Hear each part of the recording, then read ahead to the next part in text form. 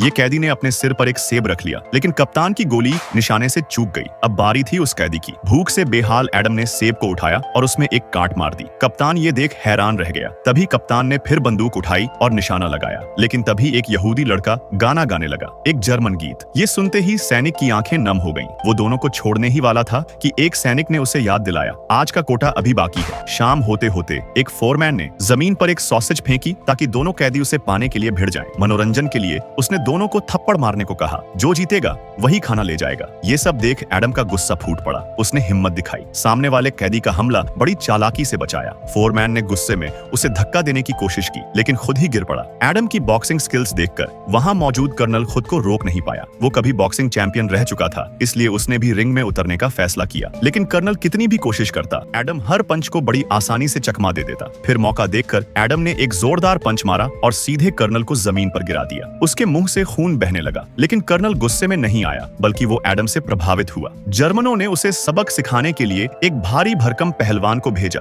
Adam न डरा न झुका। फुर्ती से उसने हर वार को टाला और फिर एक दमदार घूंसे से उसे नीचे गिरा दिया और अपने साथियों के लिए खाना जीत लिया। पर अब अफसरों को डर लगने लगा कि कहीं एडम बाकी कैदियों का हीरो न बन जाए, इसलिए उन्होंने एक यहूदी बच्चे को लाकर रिंग में खड़ा कर दिया। उसके हाथ तारों से बंधे थे। बाकी कैदी प्रार्थना करने लगे। कप्तान ने बंदूक तानी। एडम ने लड़के से कहा, मुझे मारो, लेकिन लड़का गुस्से में सीधे जर्मन पर टूट पड़ा। ये देखकर एडम टूट गया। उसी रात उसे जख्मी हालत में बांधकर चौक में लटका दिया गया।